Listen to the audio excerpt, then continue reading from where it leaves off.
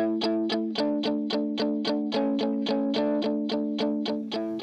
and welcome to the Service Professionals Podcast. I'm your host, Karissa, and with me today is our guest, Carlos Rivera-Augusto. Carlos is the President of Aireko Services out of Puerto Rico. Thank you for joining me today, Carlos. Thank you, Karissa. Thank you for having me here. It's a pleasure. Absolutely. Thank you so much. I thought that we could start today. I have a few questions that I want to ask you about Aireko specifically and about some of your successes that you've had this year. But I thought I would start today by asking you a little bit about yourself and how you got into the HVAC industry and how you became the president of Aireko Services. Absolutely. Thank you. Well, I basically joined ASI. ASI is basically Aireko Services and Installations. We call it locally ASI. I joined ASI about 5 years ago as vice president of the services group. Eventually, I grew up to be the president of Aireko and of ASI. And prior to that, I spent about 10 years as a GM for Honeywell Services down in Puerto Rico. It was an office that covered the Puerto Rico and the Caribbean islands. Prior to that, I was also in charge of a business for a large local construction company. And previous to that, I spent about 9 years with GE Power Systems. Started in Schenectady, New York, then eventually moving back to Puerto Rico. So that's kind of my experience in a nutshell. All of these companies had a service component. Actually, for GE, it was the service part of GE Power Systems. So I started as a technical director and then moving to sales, eventually into sales management. On the other local construction, basically the same, and with ASI, basically again, I mean, it's mostly a service organization. So that's kind of the history there. Yeah, for sure. I like when people are able to tell their story when it involves so many different aspects throughout their career in terms of the roles that you had. So you've been able to do sales, you've been able to work in the technical side of things, you've been a GM. It just goes to show how many opportunities there are out there in this industry. It's not just specifically you're a technician for the rest of your life, for example. There's so many opportunities. So I think that's Absolutely. great, and I love that you came from the product side from GE and Honeywell as well, and I know there's obviously a service component, but that's great. In terms of working for Aireko then, can you explain a little bit to our audience about, I guess, where you're located and where your service offerings span to, and what your project side offers and your maintenance side from there? Yeah, absolutely. ASI, it's basically a spin-off of Aireko Construction. Aireko Construction is a large local company founded back in 1963, actually by the father of the current majority owner. But then, even though they started, since the beginning working with HVAC and installations and maintenance, it wasn't actually formalized as a service company. So they ran that division, together with the construction company for many years. But then in around 2009, they decided, hey, this is a business on itself. So let's formalize it and start a new company. And that's what they did. They founded ASI in 2009, and again, the path of ASI and the rest of the companies were always tied together. Now the Aireko group is a group of around 10 companies. Again, in Puerto Rico, the USVI, but also in South Florida and in Pennsylvania. So the reach of the Aireko companies, it's been growing for years, and it keeps growing. So the idea was, again, for ASI, it was basically to focus on service, and at this point we do HVAC, which is the primary service we offer, but also we do service boilers, generators, which are very popular here in the island, PV systems, or what we call them photovoltaic systems. And of course, we do automation and remote monitoring. So we kind of have a complete a package of services for our customers. And the focus at this point of ASI is providing that for customers in Puerto Rico and also customers in the Caribbean, mostly USVIs. Okay. And then, just given the climate there, I'm assuming that air conditioning is obviously a main focus for you, but you also mentioned that you have a boiler division as well. So, what would your key, customer base look like? Would it be a lot of industrial, or would you kind of span across many different areas? Well, I mean, you are very, very smart, because when you think about boilers, you think boilers in Puerto Rico. What do they need boilers for? It's a tropical climate, so it's the right question. I mean, and that will tell you that we do a lot of industrial customers, which are basically industrial boilers, and that's, I would say, about 25% of our customer base, industrial customer, mostly manufacturing and mostly pharmaceutical and biotech companies, which are established in Puerto Rico, since the 60s. So we have a lot of those over here, and that's part of what we do. But also we have a great deal of large commercial customers and institutional. And specifically, we are really strong in healthcare. I mean, we have probably 50% at this point in terms of billings comes from healthcare, from someone in the healthcare industry. So healthcare is very important and very big for us. Mm-hmm. Okay, great. And you would have a full maintenance base around the healthcare area, commercial, industrial, kind of all of your customers would be focused on that preventative maintenance side of the business, as well as the installation and projects when the time comes for replacement, I'm assuming. Correct. Yeah. We do both. I mean, the maintenance, or what we call the agreements, which is basically the PM or preventive maintenance for all this equipment, but also installations, repairs, upgrades, all that kind of projects that the customer needs with this kind of equipment.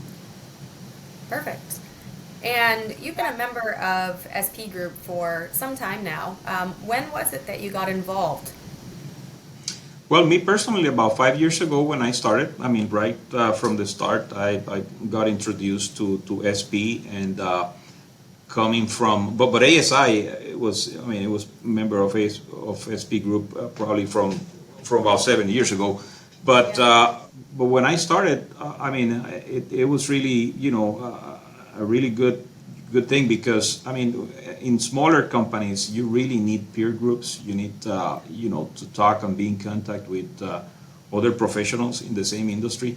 For a lot of reasons. Benchmarking. Learn new tricks, as I call it.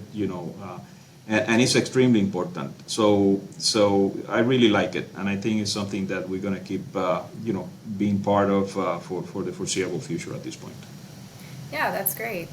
And throughout this process of working with SP Group, I'm sure that you've seen many different types of companies come and go throughout the years in terms of the industries that they work in or the climate that they're in, because we come from Canada all the way to Puerto Rico, so it's very similar companies in terms of being commercial industrial, but also just a wide range of different types of companies and how they operate. And I think that that's one of the most important things. Everybody gets to learn something new from the other companies every time there's an event or a networking opportunity. So I'm glad that you're seeing the benefits from it, and it's been a positive experience. Super good. Really, I think it's a great idea, and I recommend it for any company, but mostly for medium-sized, small companies that want to learn and to do again, best practices, and to share best practices with other companies from the same type of trades. I mean, it's great. Mm-hmm. Yeah, and obviously, as you know, we have the sales aspect of the SP Group, and your sales representative, Vanelis Ortiz Martinez, she won the sales contest this year, and she sold $577,912 in preventative maintenance contracts alone. So that's amazing, and I don't think it's her first time that she's won the award either. So, Yep. what do you believe your sales team does that sets them apart from your competitors out there? Well, I would summarize this in, let's say, 4 or 5 words. I mean, it's focus. I mean, our team, once they know what the customer wants, they, get into that and they really do it. Discipline. I mean, discipline, not just, personal discipline, but discipline in the sales process. And part of this is coming again from SP teachings, and training. I mean, the sales process is extremely important for a sales representative. If you distract yourself doing something else, probably you're not gonna do your numbers. So, focus, discipline, sales process, and knowing the market. That's really important. I'm of the thought that. You really need to know the market in order to be successful. It's not the same working in the market, that trying to work and sell something in a whole new place where you don't know anybody or you don't know what's going on. So that's I think is also part of the formula here. Absolutely, and that definitely helps with confidence as well as a salesperson. The more you know your industry, the more you know your services, it's just going to help benefit you more and more with your sales. Absolutely. Absolutely. And I believe the last time we spoke as well, you had mentioned that Vanellis has a lot of experience selling a lot of the big facilities, so probably those pharmaceutical facilities that you referred to earlier. And she's had a lot of, I wouldn't say luck because it's hard work, but she's had a lot of sales come through for those big facilities. And from what I understand from when we spoke, she's very good at just taking the time and building those relationships over time because it can be a longer sales cycle for those larger customers. So that's fantastic that she's been so successful with them for so many years. It is. Yeah. We're very happy with her. Yes, absolutely. And you had also mentioned to me that your sales team grew your sales by 20% in 2022. And your organization as a whole is growing exponentially as well. So how have you combated the current industry challenges regarding inflation, supply chain issues, and other project delays? Do you have any advice on how to deal with those difficult challenges? Yeah, I think it goes back to the focus word. I mean, you need to be clear about the organization, the customers, and the offerings that you do. I mean, you have to focus on those offerings that are proven to be, to benefit the customer most and that that grow your bottom line and your business. We always experiment with new things, of course, and we try to to offer new solutions. But when the right fit is found, we concentrate in delivering this right fit, and the customer is always happy with that. Same thing applies to the operations team. They focus and they also have a lot of discipline on the operations process, which is key to success. It's not just the top line; it's also the bottom line. The health of the whole business is important, and again that discipline, that focus, it's extremely important in both lines, sales and also operations. Mm-hmm. Absolutely, I think that's really good advice, and obviously everybody's been struggling over the past few years with everything that's going on. But yeah, just sticking to what is right and knowing what works and really just focusing on that has obviously made you very successful and growing your sales by 20% throughout this difficult time. I mean, that's amazing. So kudos to your sales team and operations team and everybody on your team for working together and making things happen. So that's really great to see, for sure. On the project side of your business, you've added a few new products and services. Can you elaborate a little bit on that and how that process has been going? Well, I mean, there are two areas of new, offerings. Of course, you talked a little bit about the O&M, which is what Vanellis is specialized at this point in selling, which are basically large maintenance contracts where the resources, I mean the technicians and the people that's going to work in those contracts are actually resident at the customer's facility, at the customer site. They don't come and go. I mean they are there 100% of the time. Of course during the working hours, and that's why these agreements are really large. And then in this case, it's not just, I mean, we started as HVAC technicians, but also the customers, start asking for additional resources. So we provide electricians, plumbers, handymans, and then it becomes a really large contract. So again, this is part of the success of our growth in recent years, and we are doing pretty good there. So that's something fairly new, but that we're going to keep doing.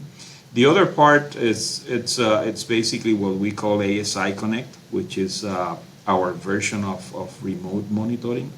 In smaller customers, we do have remote monitoring of their equipment. So we know from our remote monitoring center in ASI offices what's going on with that equipment.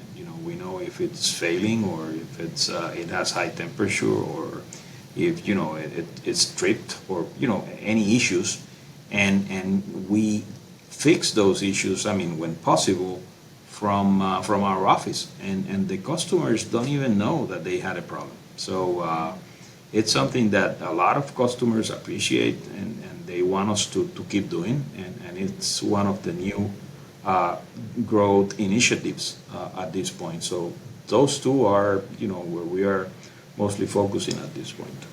Mm-hmm. Yeah, automation's come such a long way, and there's so much that you can do in the HVAC industry to benefit your customers and also to benefit your technicians as well. I mean, I'm sure that if it's something simple that you can solve from the office rather than having them go all the way out to the job site, I mean, that's saving everybody time, and it's just so much more efficient. So I'm sure your customers are loving that, and it's going to be interesting to see how that expands over 2023 for you. I'd be interested in following up with you later in the year to see how many of your larger customers have got on board with that as well, because I'm sure that would be huge for pharmaceutical or healthcare when they need that immediate attention. So I'll definitely be following up with you to see how that's going. And what you had mentioned as well about basically having turnkey solutions in-house, or a one-stop shop, so to speak, with the plumbing and the electrical, and being able to offer those. I mean, that's huge for your customers as well. And it's great to see. It's great to see our SP group members growing and expanding, and how those things are benefiting them. So that's really great to see. Yeah. Mm-hmm. Yeah, another thing that we, I mean, but this one is really, really, really new. I mean, we are working now on electric chargers for electric cars. That's the new thing coming, and people are buying those cars more and more. And we are trying to concentrate on larger charging stations, public charging stations, which is something that it will require installation, but it will require maintenance at the end of the day. And that's something we can call it experimenting now, but we see it also as part of the future. Yeah, absolutely. I was actually just about to ask you if there was anything new that we can expect to see from Aireko in 2023, but you've just named three big things right there. Is there anything else that you're looking at implementing or looking to work towards or focus on for the new year? No, I think that's kind of the plan. I mean, again, O&M contracts and ASI Connect, it's been around for a couple of years. I mean, it's fairly new. I mean, it's not the basic traditional HVAC services, but also, I mean, but this electric car chargers, it's something that it's really, really new. I mean, we're just completing our first installation. So, we expect to see a lot more during 2023 and the years to come. Mm-hmm. Yeah, that's really interesting. Great to see that you're expanding outside of what you're currently doing. Is there anything else that you would like to add about Aireko, or any final thoughts or anything like that? Well, I mean, in terms of the longer strategic plan for Aireko, I mean, broadly speaking, the idea now is to expand to the Southeast U.S. Trying to establish an office either in Florida or in Georgia or perhaps as north as North Carolina. Uh, we believe we can contribute to help some of our customers that are established in those areas to also receive the services that we are providing here in Puerto Rico. So it's kind of the longer term plan that we are actually now scouting either companies that we can buy or associate over there or partner with in those places. So probably that ASI name is going to be part of the Southeast U.S. too in the near future. Oh, that's great. Well, we're looking forward to Yep. see how that goes and working with you throughout 2023. And yeah, if anybody's looking to find you online, would you care to get your website out there or any of your social media sites? Yeah, the website it's again www.ireco-services.com. There you're gonna find our contacts and you can send us mail through the website too. So again, I mean, super happy to being able to showcase our company to the public and we're here to help, which is our motto. I mean, we're here to help. I mean, if there's anything we can do for our customers, we're going to try to do it. And again, service is our passion at this point. Yeah, that's great. And I'll definitely put the links to your websites in our content notes. And if anybody is looking to reach out, I hope they do. We love being able to have a platform where we can allow our partners to speak about their businesses. So looking forward to working with you in 2023. And thank you so much for your time. I really appreciate it, Carlos. And yeah, thank you to all of our listeners as well for taking the time to listen today. And please stay tuned on our social media platforms to see when our next episode is coming out. And we look forward to hearing from you. So thank you very much, Carlos. Thank you for the opportunity, Karissa. Absolutely. Thank you.